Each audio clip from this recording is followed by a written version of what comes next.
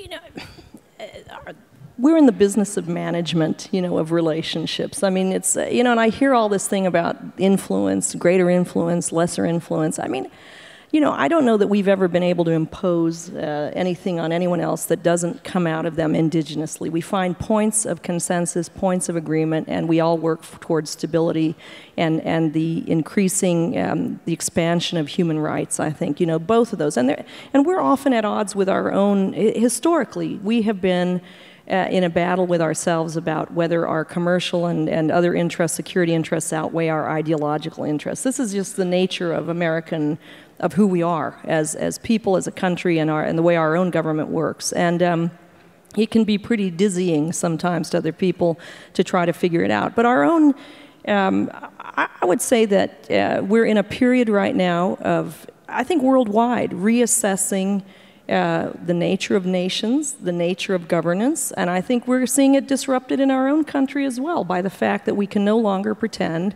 that, what I call, it's the molecularization of politics, because we can no longer pretend that a leader can speak for the masses with absolute certainty on anything. So trying to find those points of consensus, trying to have that private, that quiet, deliberative space that allows you to come to agreements or have treaties that aren't going to be exposed to the world, or that, you know, or, I mean, WikiLeaks was the big example of that.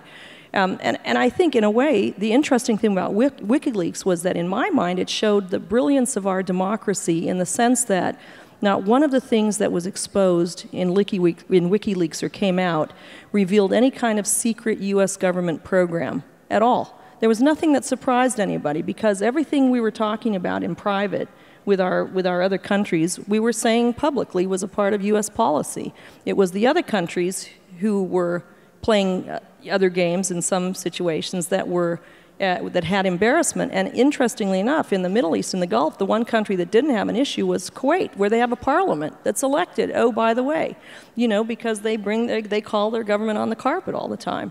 So, you know, I mean, I think this is an evolution. I mean, it's there are going to be bumps.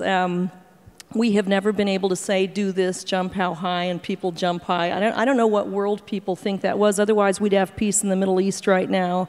You know, we'd have all kinds of things that we don't have. I mean, it's about management. It's about managing human expectations. It's about resources. It's just about, and it's about technology as a great disruptor as well. It's all the things that have always played in history and will continue to play. I think the march is toward human development, and in a positive way. I think if you look over it in the broad spectrum of things, probably more people today are in better circumstances than they ever have been before as a percentage of population. The problem is we hear every single negative thing that happens in the world too because of the news.